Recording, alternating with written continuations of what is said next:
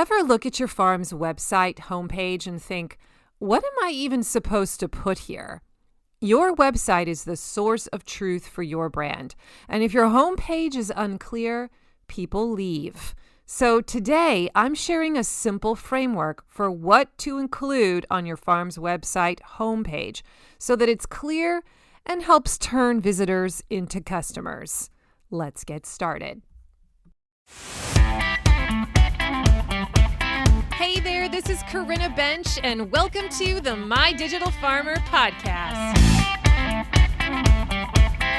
In today's market, it's not enough to just grow your product. You've got to know how to sell it too. Welcome to the My Digital Farmer podcast, where we reveal online marketing strategies and tips to help farmers like you get better and more confident at marketing. Learn how to find more customers, increase your sales, and build a strong brand for your farm. Let's start the show.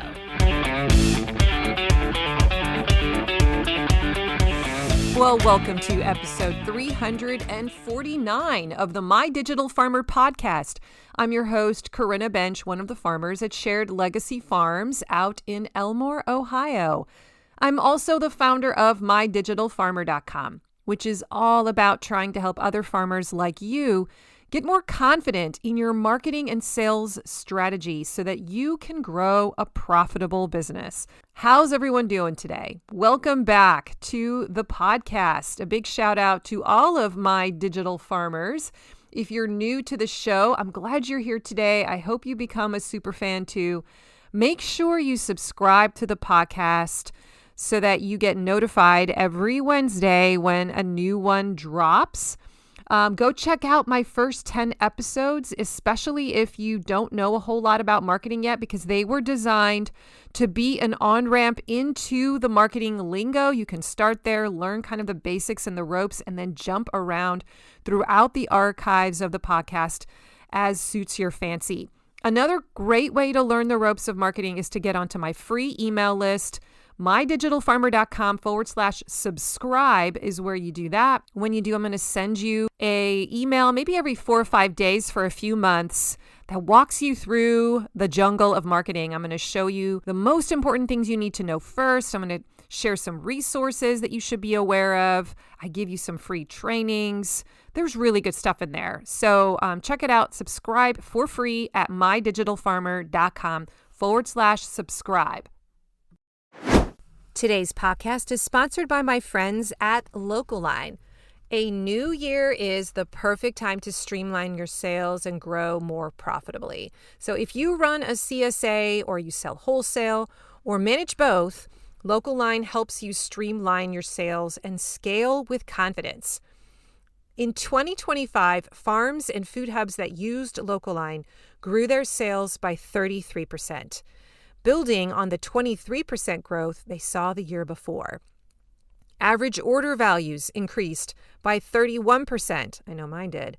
And total order count grew by 9%. Look, real results across operations of all sizes. Localine brings everything together in one platform. They have CSA management, wholesale ordering, automated inventory, barcode scanning, a box builder, and POS so that you spend less time managing admin and more time growing your business. And switching couldn't be easier. There are no setup fees, my friends, no sales commissions, and their onboarding team will migrate your storefront for free, taking the workload off your plate, and that usually only takes a few days. As a podcast listener, you'll also get one premium feature for free for a full year when you use the code MDF2026 at checkout. So go to mydigitalfarmer.com/local-line and then enter that code MDF2026. Start 2026 organized, efficient, and ready to grow with Localine. And now back to the show. The off season is usually the time of year when I take some intentional time to look at my website again and tweak it and update it and ask myself, is this still what I want it to say? Are there pictures that are crazy outdated? Do I like this tagline anymore? Are we still selling that product? Are we missing a product here altogether? And so I'm in that mode right now because this is February. And so I decided that it would be time for me to talk to you guys about your websites, because I think this is a good time of year for you to do a little bit of a website audit as well. And I want this podcast episode to be a helpful resource for you. In case no one's ever said this to you, your website is the source of truth for your farm brand, or at least it should be. All the important information should be listed there, should be able to be found by your customers when they get into research mode and they want to go check you out and decide if they want to start working with you. It's where people go when they want to learn more, when they want to double check that you're legit. They want to go and decide if you are for them, if you have similar values, if your product is the ideal product for solving their problem. And if your homepage is confusing or it's missing information and people have to think too hard, they'll leave. And if they leave, well, there's no conversion that time. And you have to work hard to get them to come back and take a look at you again. Whenever I do a presentation about websites, I always talk about this story where my boys, when they were younger, wanted to wear comfy pants everywhere. Actually, they still want to wear comfy pants everywhere, and they're like 15 and 18. It drives me crazy. I was that mom when they were really, really young.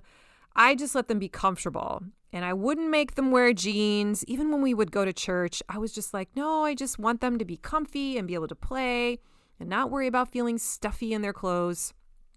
That was a mistake, okay? I'm telling you right now. But as a result, my boys just lived in comfy pants. They loved comfy pants. They always wanted to wear comfy pants everywhere. And I'm like, I love you, but sometimes you need to wear real pants. Like when we go to church or when we're going to our grandma and grandpa's birthday party, like let's just, I don't know, ratchet it up a notch and not wear your sweatpants and maybe just wear jeans at least, right? Because what you wear reflects something about you. And if you're always showing up in casual attire, to me, it says something about how we're kind of looking at life in a casual way all the time. And sometimes we need to show up with a slightly different posture. Well, a lot of farm websites are like comfy pants websites, right? They technically exist.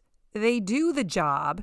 They're comfortable for the farmer, but they're not doing the job of representing the business and the offer super well or really professionally. A person doesn't walk away from that site feeling confident and clear and like, wow, I want to work with these people, right? So today, I'm sharing a simple framework for what elements belong on a good homepage. Not a comfy pants homepage, but a solid, good khakis, Dockers, jeans homepage. Okay?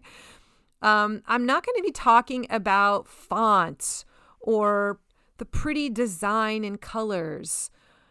I'm talking about the messaging blocks that will move people towards action. The information that should be on your site, specifically your homepage. I know there are lots of other pages on your website. Hopefully you have more than a homepage. And each of those kind of sub-pages has its own purpose, but the homepage has a very specific job.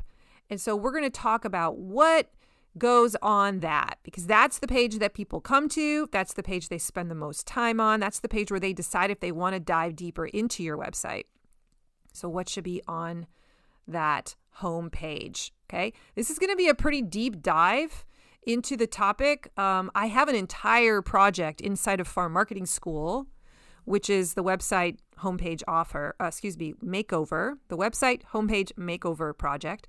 And its purpose is to literally step-by-step help you rebuild your homepage in 30 days. And I go into a lot more detail there to help you get this done quickly. But today I want to kind of give you the big picture outline. And for some of you, this is going to be super helpful. As I go through this, I want you to be looking at your own website. I want you to be thinking about, do I have that on my website homepage? Do I want to add it? Do I feel like that might add something, or is it just going to clutter it? Because these things that I'm going to share, you don't need to do all of them. But for some of you, there's going to be 2 or 3 that are missing that would really add a lot, and that won't be that hard to add. So I'm going to help you see what those could be. Okay, now when I teach about websites, and you'll see this in our marketing school in the class if you ever join, I talk about your website is kind of like a pancake stack. I want you to imagine a stack of pancakes. When you go to IHOP, hopefully you don't go to IHOP, but you know what I mean. Your favorite pancake house, or maybe you stack the pancakes for your kids. And there's like 4, 5, 6 of them, right? And we put that pat of butter on the top and we pour some maple syrup over it. Are you getting hungry? Yes. Okay, a website is like that. We have different messaging stacks.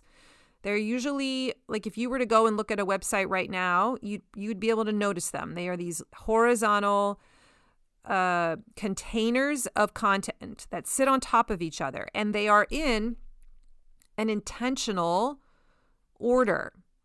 So you are going to think about how many stacks you need to have on your website. Some farms need 4 to 5, but some might need 10 to 12. But what I want you to remember here before we get started is that you don't need every pancake that I'm going to share with you today. The order of the pancakes does matter, that each pancake has a specific job, usually one job and one job only, before it passes the messaging on to the pancake below. And some of those pancakes can live on other pages should you decide to do so. So as you're listening to these ideas today, and you like the idea, but you're like, man, my homepage seems really long now, then maybe consider taking that information and putting it on a sub-page somewhere else, okay? So let's talk about the core pancakes. This is my recommended stack, what I consider foundational. So when I'm auditing websites for farmers in farm marketing school, because sometimes we'll have a farmer bring their website to the monthly Zoom group coaching call, and we'll take a look at it and we'll give some feedback and say, hey, this is what I would change. This is what's doing really well for you.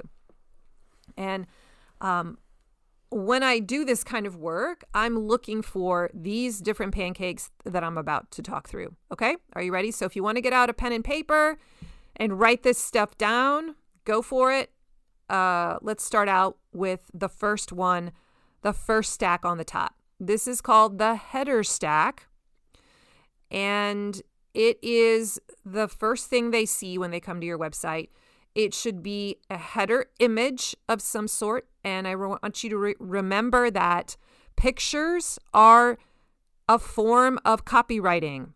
They are a form of persuasion and messaging. So we want this header image to visually describe what it is that you sell. It should be very clear from the picture alone what you do.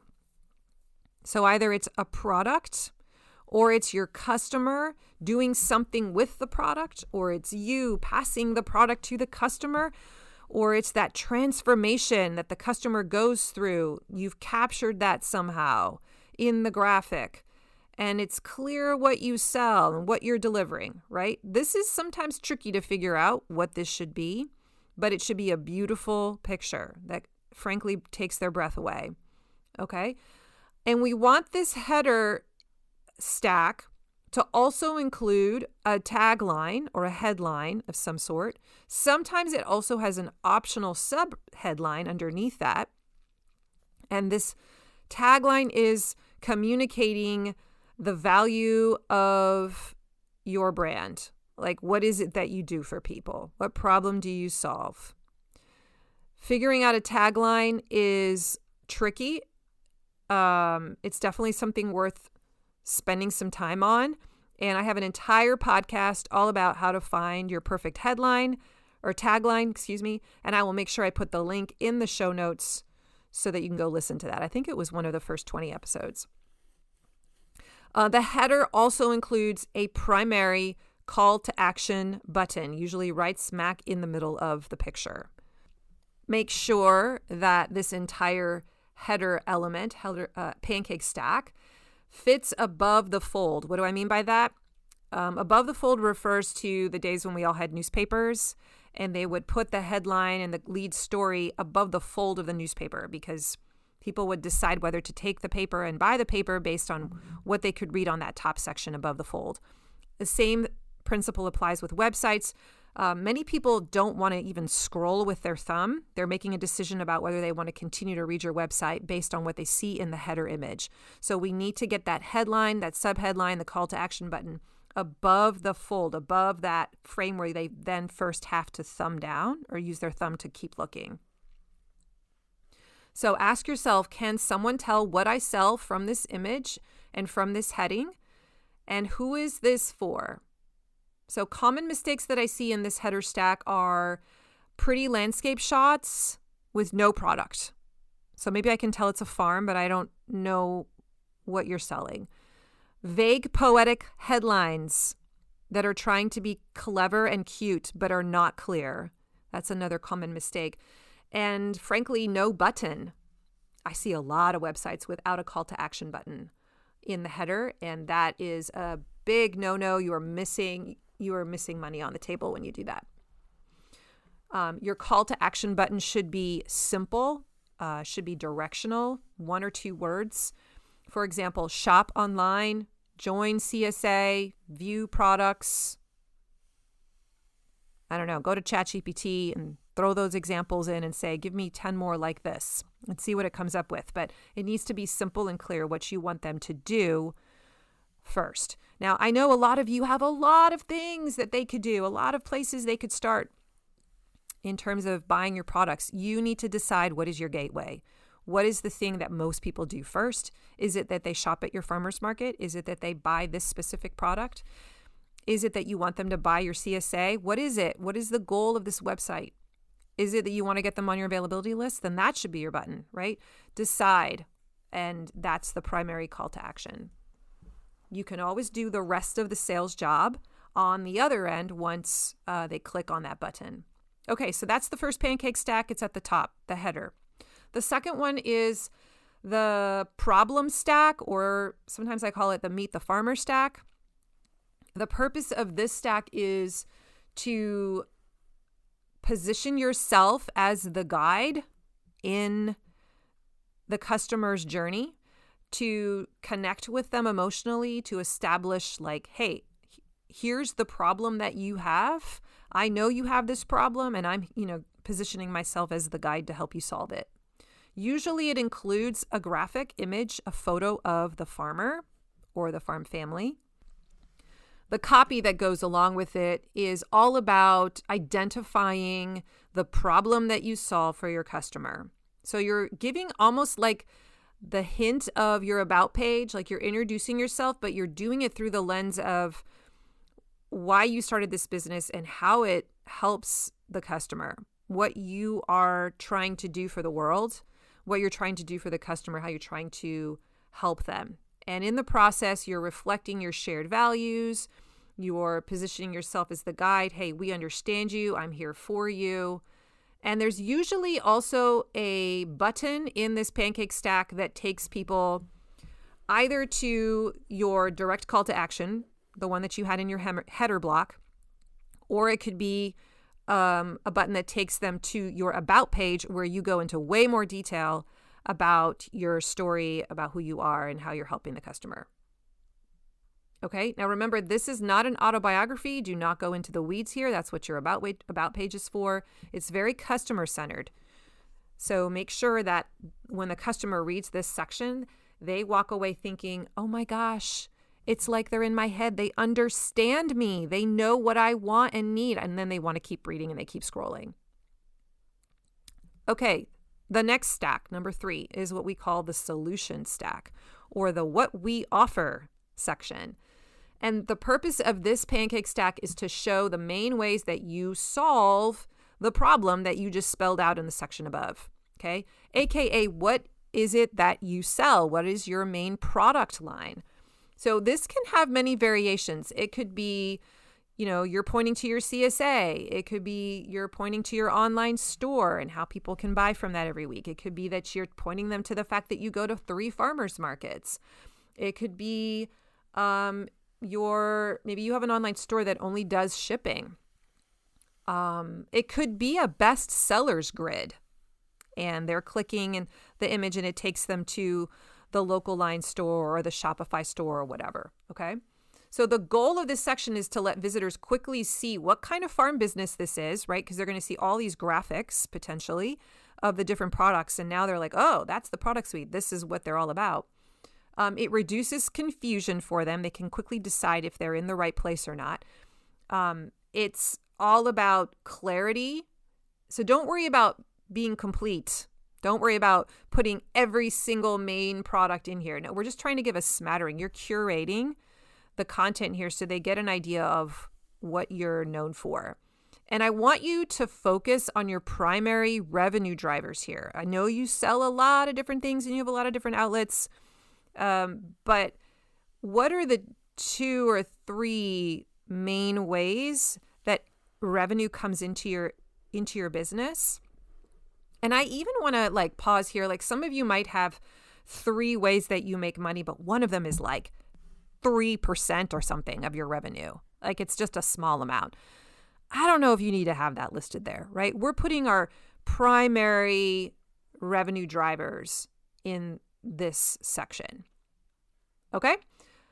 All right, that's the third pancake stack. Number 4 is the how to buy from us stack, also known as the 3-part plan stack. The purpose of this section is to explain very clearly step 1, step 2, step 3, how to buy from us. Okay, so you've just told them what your product suite is, and now they're thinking, I think I want to buy this.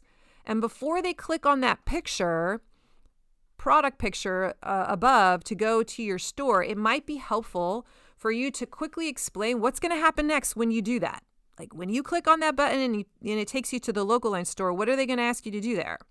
So I'm going to tell you here now. First, I want you to, shop our inventory, choose your products, right? Place your order or choose your pickup site. And then maybe step 3 is pick up and start cooking, right? So we want to be really clear about what is the first thing you're supposed to do, and then what's going to happen in the middle step, and then when are we all going to know that you're done and you've successfully achieved your goal. It's sometimes a little fun to figure out what should go in the wording of those 3 steps, but it's important that you have this because people will not step into confusion. They want to see what are the stones in the creek that I'm going to have to hop on.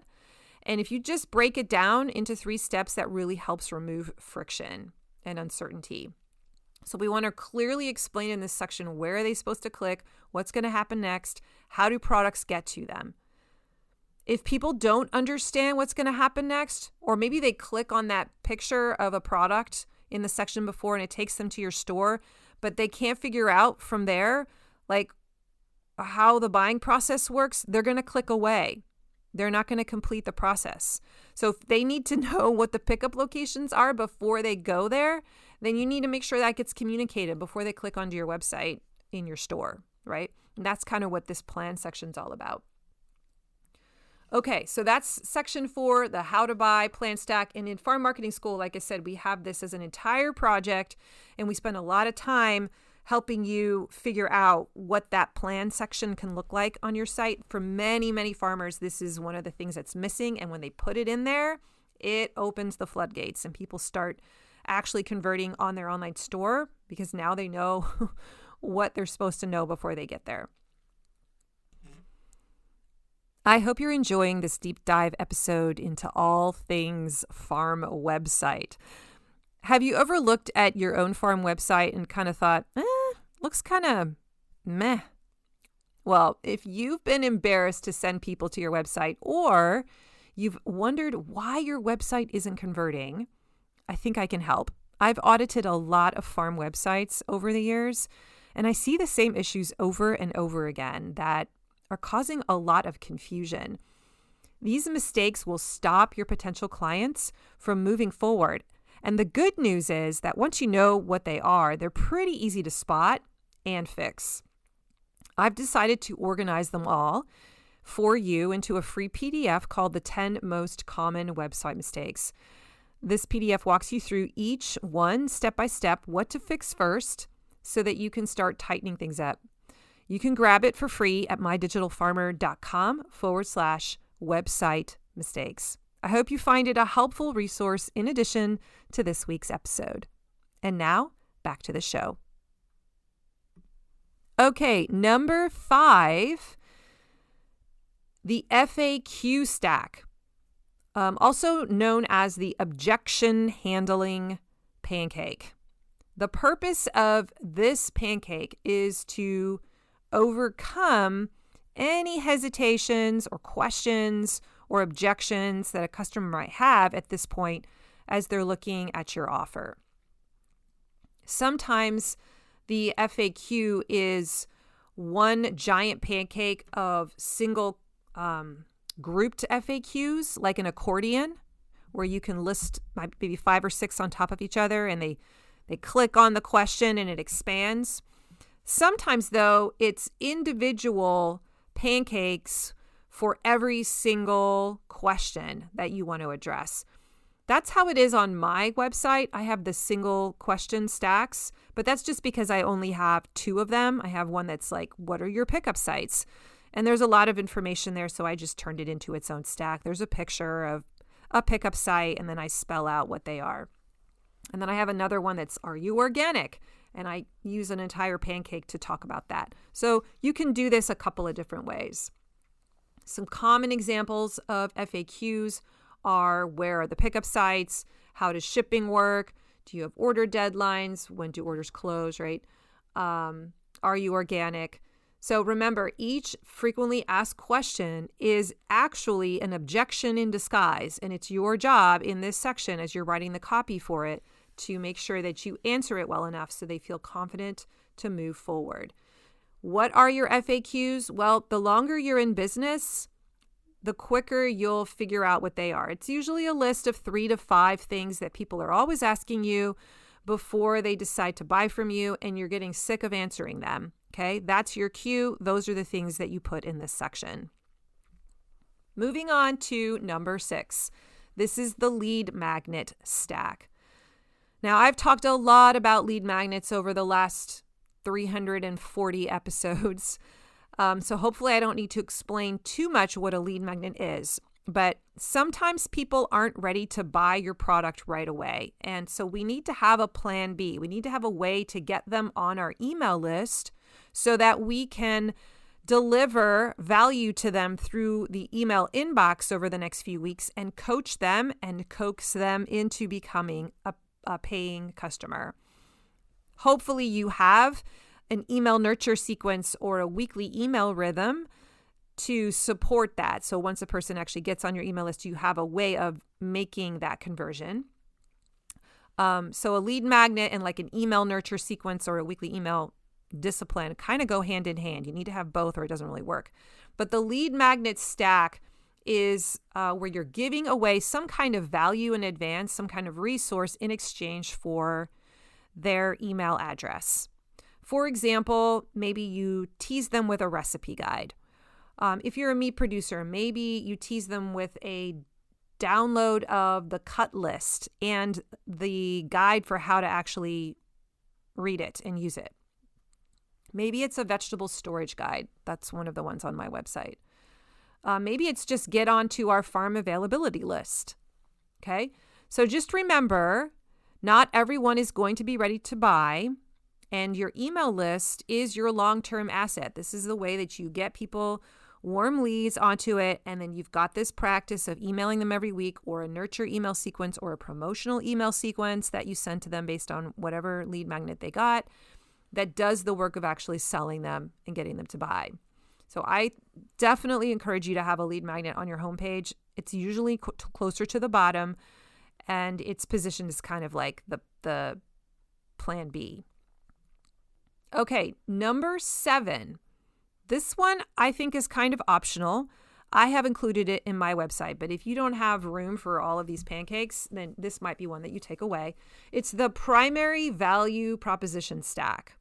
And this is where you are answering the question, what sets us apart?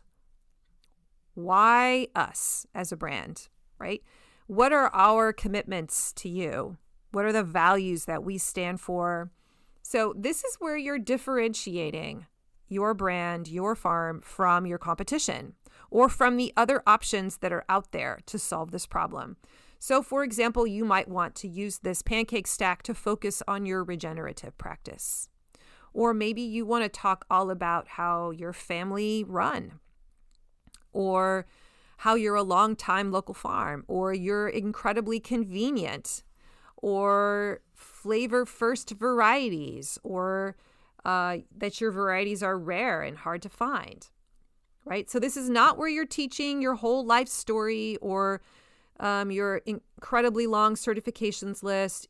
This is where you're mostly focusing on your values. It's one clear paragraph or it has some bullet points. The way it looks on my website is we call the headline of this section, Our Promise to You. And then we have sort of like 3 blocks underneath it that talk about our commitments, the things that we're promising to provide for them. And a lot of them are just, beautiful values language. And I'm trying to connect with them and position myself as their guide. If these are the same values they have, they'll have alignment with me and they may be like, yeah, I want to stand behind this farmer. Okay, number 8. I think this one is an absolute must. It's the testimonials or reviews pancake stack. And the purpose of this is social proof. Listen, if you haven't heard this from me enough, I'm going to say it again. People are looking for testimonials before they buy. And a lot of times they don't even realize that they are. So if you were to ask them, what do you need to know before you purchase my product? They're not going to tell you, oh, I need to know that it works for someone else. I need to see 2 or 3 testimonials. No, but they're instinctively looking for it. And when they see the testimonials, something unlocks in their brain and they're ready to move forward. So they will not take action until they see that your product is working for other people too. You don't need to have a lot of testimonials. I would say 3. Like if you can create a pancake stack that has 3 right next to each other, that should be good enough. But we also sometimes see like these rotating sliders where it's, maybe 4 or 5 testimonials that just keep sliding, but you can only read one at a time. Sometimes I see it as a Google review embedded thing. So we use a tool called Embed Social. I pay a monthly fee for that. And it's a widget that goes right into my website homepage, and it updates in real time as people continue to leave reviews. That's not a good thing to do, by the way. Like, don't do Embed Social if you're not getting a lot of reviews on a regular basis. But if you are, for instance, a business that does a lot of online orders and you're getting a fair number of reviews from people every few days or every day, then that looks really impressive to have that constantly be populating. Because not only are they going to see, like 8 reviews that they can read right there in the block, but they're going to see the latest time and day that it was posted. And they'll be like, dang, there's like a lot of super fans they must be doing a lot of business. And that sends a signal too. On the headline you can be highlighting like over 2,000 happy customers or whatever. Like you can use language like that too to further reiterate that lots of people like you. So using the copy of the headlines is really important too. As you're putting these pancakes into position, we're not just thinking about what am I writing in the paragraph and what's the order of these pancakes, but we're really thinking about the power of the wording that goes in the headline, because you can definitely influence someone through the word choice. And we'll talk more about that at the very end. Today's podcast is sponsored by my friends at citizensalmonalaska.com. If you run a CSA and you're always looking for value-added products that feel aligned with your farm but don't create more work for you, I want to tell you about Citizen Salmon Alaska. This is my 5th season partnering with them, and we keep coming back for a really simple reason. It works, and I genuinely love their product. Our CSA members love it too. The wild sockeye salmon is a standout, and the scallops disappear fast. And I just trust the people behind the business. Citizen Salmon is a small, family-run seafood company working directly with independent fishermen out of Homer, Alaska. They offer wild sockeye salmon, halibut, black cod, shrimp, and even in-house smoked seafood, which makes it an especially easy add-on for CSA farms. Here's why this partnership is such a win for farms like mine. I get to expand my product suite without taking on fulfillment. I promote Citizen Salmon to my audience. My customers order directly from their website using a farm-specific code. Citizen Salmon ships the frozen fish straight to them, and I earn a commission without handling inventory, packing, or delivery. And the timing just works. Halibut in the spring, salmon as the summer approaches, and beautiful seafood offerings for the holidays. They're currently signing up new farm partners through April. So if you're curious whether this could be a fit for your CSA, head to citizensalmonalaska.com and reach out to Aaron to get the conversation started. That's citizensalmonalaska.com. Wild seafood done the right way, and a partnership I'm proud to recommend. And now, back to the show. Okay, moving on to number 9. Credentials, badges, and other trust signals. Okay, so I don't think this one is required, especially if you have the testimonial review stack. You may not need this one too. This is another way to get at that same piece of social proof. What I often see is like certified organic, the logo for certified organic, or maybe you've won an award, like one of your products, like won best cheese in the international festival or whatever, or you've been featured in a publication or on the news, or you're like a go-to thought leader of some sort, and that actually means something. Like if someone saw that brand or that logo, they would know what it means. Associations that you're a part of. These are usually seen like all in a banner where there might be 3 or 4 in a row next to each other horizontally. I often see them underneath the header, or I see them kind of 3/4 of the way down on the page. So that's another option that you have. If you don't have a lot of badges or credentials yet, then skip that one. And then finally, number 10, the final call to action pancake stack. This is the bottom of the page closer, and so many people don't include this. I think it's a deal breaker.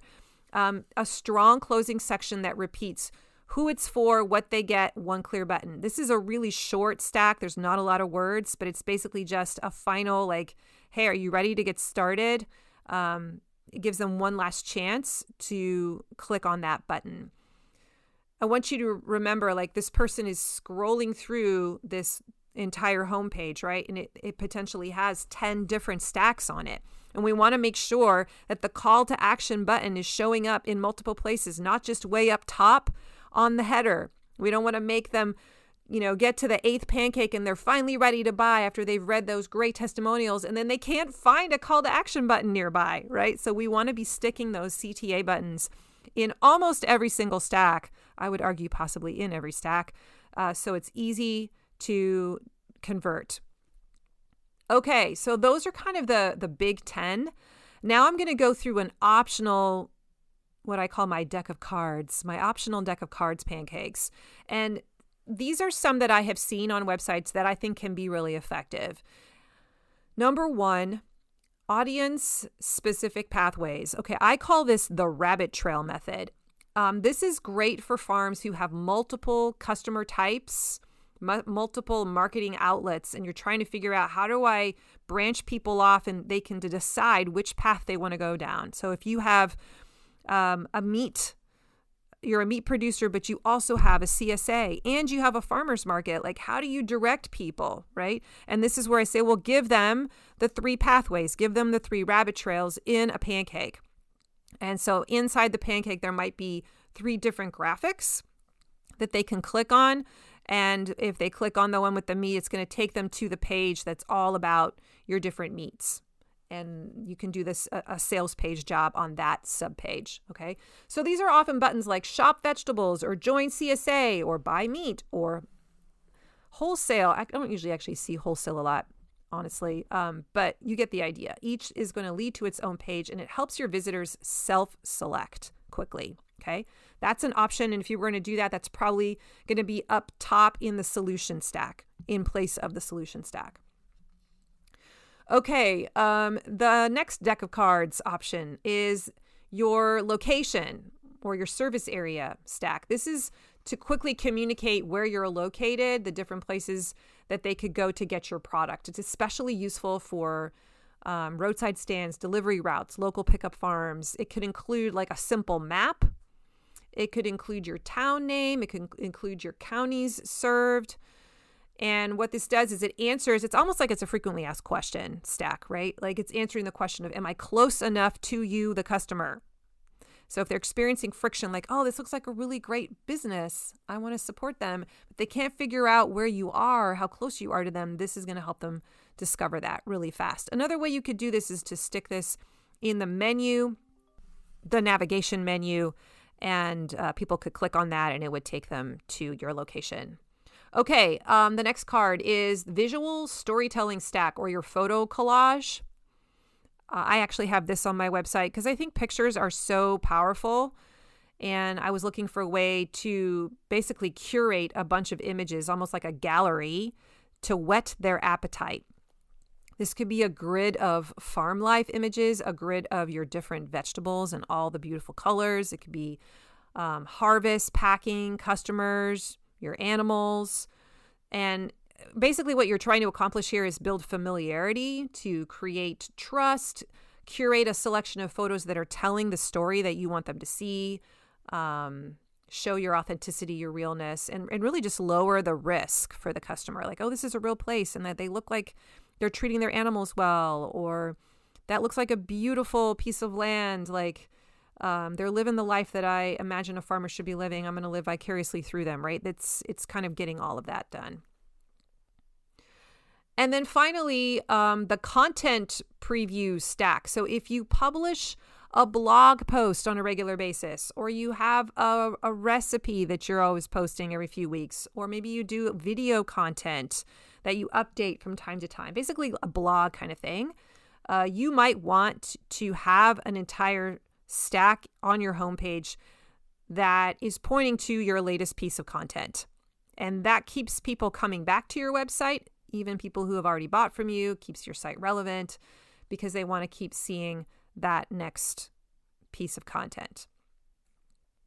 All right.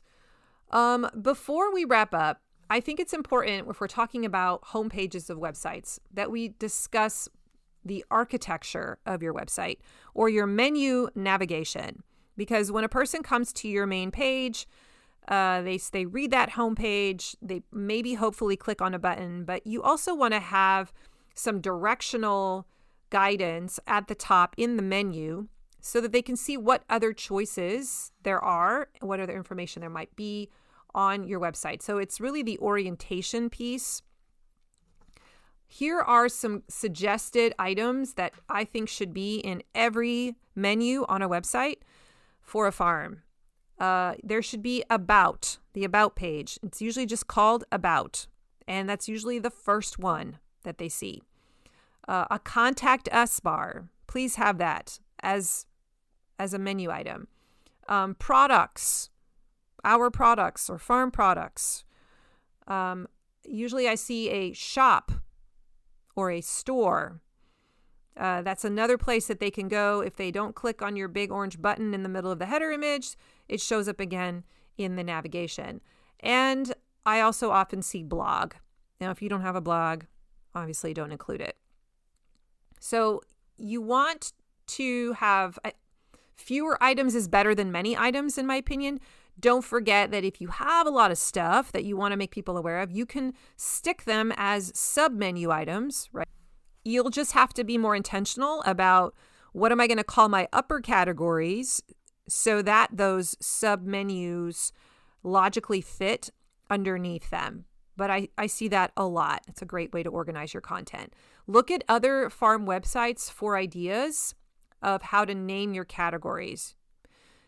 In fact, inside of Farm Marketing School, if you take the website homepage makeover class, you spend some time thinking about this, and there's a resource that can help you kind of see some examples of other websites so you can see the wording that they chose. And I think it's a fabulous resource to help you get ideas. Okay, and then there's the footer. That's the section at the very, very bottom of your website. And we often forget about it, like, oh, that's just not important. But it is important. Make sure that you've got the right stuff down there. At a bare minimum, you should have your farm name, address, phone number, possibly email address. Do not make it hard for people to locate you. If you aren't going to put your email address there, then you need to have a contact us page. That name, address, phone number is important for SEO. Google needs to see that, needs to know where you are, because it cross-checks it with your business profile and uses that to decide, what to show people when they go to Google search. But it also usually includes like important links or the sitemap and social icons. I know, like, if I don't see social icons anywhere in the upper section of the website, then I always just automatically know to look down below, and they're almost always down there. So make sure that your social icons are listed in the footer. All right, there you have it. That's my comprehensive list of all the different kinds of things you could probably put on a homepage. Remember, you don't have to do every single one of them. Not every site needs every pancake that I just listed. Can I say that again? Not every site needs every pancake. But it's good to know what the options are, right? Some of these stacks could live on your interior pages, and I want you to remember that the order matters. Conversion often happens in a sequence, and there is a podcast in my archives where I teach about the PASTOR framework, PASTOR. This is a conversion framework that you're taught when you learn email copywriting. Well, any kind of copywriting, frankly. And the P stands for something, the A stands for something, and you learn what these are. And this is the order in which you typically tell your message in order to convert someone to a sale. And this framework that I've just taught you, and the order in which I went, at least the first 10, like that follows the PASTOR framework for the most part. So if you want to go and listen to that episode, I will link that up in the show notes as well. I'm going to make a note right now to find what that one was. And that'll kind of open your eyes and help you hear the same message in a different way. It's a really good framework that you can use in other places. So simplicity trumps completeness. You don't have to throw the entire kitchen sink onto your homepage, okay? But we do need to give enough information to make your offer compelling and clear so that they take that first step. Really think through, what is your gateway offer? What is the thing that most people get first? What is the path that most people take first into your business? Because if you do the job of building out the other marketing assets in your business, like I teach in Farm Marketing School, there are lots of pieces in your farm marketing machine, okay? The website is one of them, and the website passes the baton on to the next runner in your machine, and they take it from there. So if you have those other pieces in place, like an email nurture sequence, like a lead magnet, like a weekly email sequence, like offers that circulate throughout the year that tease people to come back, like a promotional email sequence, like a social media plan that's pointing to your website, pointing to your lead magnet, pointing to your offers, right? If they're all kind of connecting, then it's working like a beautiful machine. So you don't have to have all the information here on your website. You just need to have enough to get that person to take the next step and pass the baton on to the next piece in your marketing machine. And they'll take it from there and push people to the next, coach them to the next conversion stage. All right. You can stop taking notes now.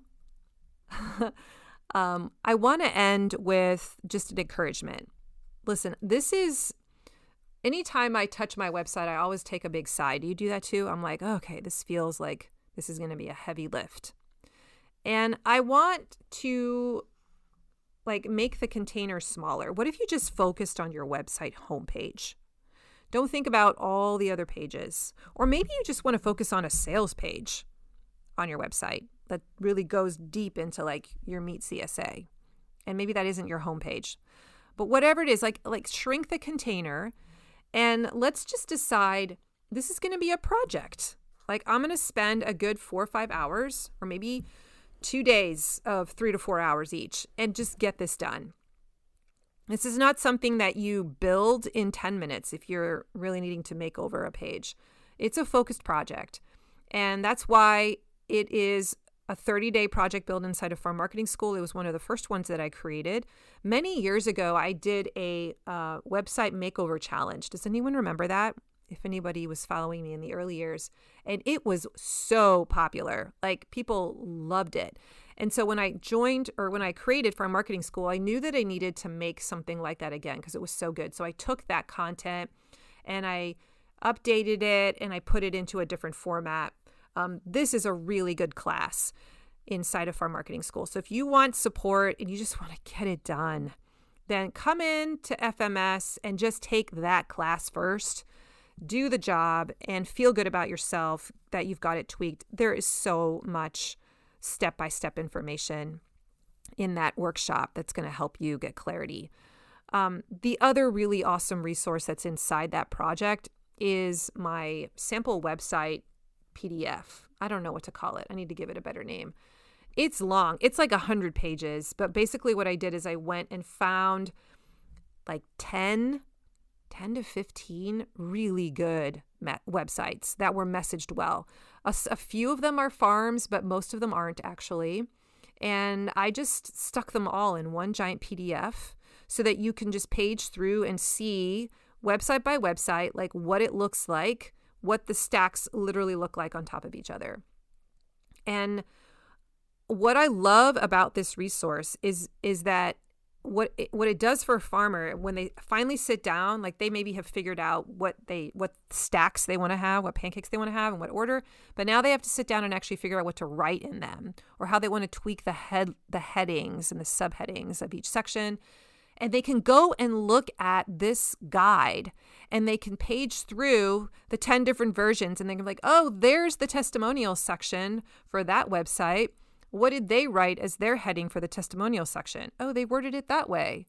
What did this one do? And you page over, 5 pages to the next website. How did they word the heading for their testimonial site? And you see patterns. You see forms of putting words together that would work for you too. I know you're a farm business and maybe not a wedding business, but the heading could be very similar. And so it just made the process for me of rewriting my website so much faster because I was able to look at what other templates did, other businesses did. I'm like, oh, I love the wording of that. Or, oh, I like how they put a picture over here. And then they did this little element. And I just kind of copied some of the styling of some of these sites. So that's why I love that resource guide as part of that project. It's just amazing to page through, and it shortens the creation process because you can see it's like a Pinterest board. You see different versions of doing each pancake, and then you decide which version you like the best, and then you make it work for your farm. So I just want to plug that project inside of FMS. It is so good. Even if you just come into Farm Marketing School for 1 month to work on this and get it done, it is so, so worth the investment. The other thing that you could do is bring your current website to the group coaching call that we have every third Wednesday of the month at 1 p.m. We come together and it's fair game. You can use that time however you want. And you can say, Corinna, I would love for the group to look at my website and audit it for 15 minutes in this group coaching call. And you would be amazed how much value that is. To just get 2 or 3 really helpful insights or what you're doing well, or, hey, this has got to change. Like it's very humbling, but it's also, it kind of speeds up the process of auditing and fixing your website. You could also send me the link to your website before that meeting and say, could you look at it before the group coaching call so that you have a little more time to prepare? I'm happy to do that as well and give you some feedback. So a couple of different ways there that Farm Marketing in School can really help you build out a better website and support you in that and accelerate the process of fixing it. All right, your website. Let's land this plane. Your website is not just comfy pants, my friends. It's a salesperson. Okay? It's your salesperson. And so if you are driving traffic right now to a confusing homepage that doesn't know what it wants to tell its customer to do, you are leaking opportunity. You don't need to be perfect, okay, as you put this together, but you do probably need to make it just a little more clear than it is today. So I want you to go and look at your website today. That's your call to action. Go just quickly scan your website. Have you been there in a while? Let's go take a look at it. I'm going to do this too, frankly. Make sure that it's still up to date. And maybe there are just a few sections that need to be added. You can use some of the things we've talked about today. Maybe go add a testimonial section if you don't have one yet. Go do that. And see what needs to be added, or maybe see what needs to get taken out because it's like old news. Give it a quick refresh. And remember, if you want guided help rebuilding that homepage, that project, it's one of my favorites, lives inside Farm Marketing School. And you can get there by going to mydigitalfarmer.com/FMS. Today's show notes can be found at mydigitalfarmer.com/349. If you liked today's episode, please leave me a rating or a review on Apple Podcasts or the podcast of your choice. I would really appreciate it. It helps other people find out about the show.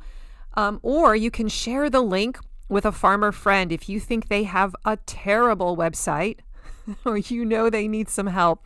Send them this podcast episode and maybe they can learn a thing or two. Don't forget, if you want to get onto my email list to get some more marketing wisdom, you can join for free. I have a bunch of stuff to send your way to make your marketing better. You can go to mydigitalfarmer.com/subscribe. I'm also now on Instagram at mydigitalfarmer. Would love to connect with you there, especially in stories. And I want to thank you again for joining me today, for listening week after week, being so faithful, being so encouraging. I love your emails that you guys write to me. And I love doing this work. This is my favorite thing every week, to sit down and create content for the podcast. I think of you guys all the time, how I can help you and serve you. So if you have suggestions or questions, send them my way at mydigital. What is my email? I'm thinking mydigitalfarmers@gmail.com, and I will take a look and maybe it will turn into an episode. Thank you so much for joining me today. Have an amazing week. Remember, I believe in you. Bye-bye.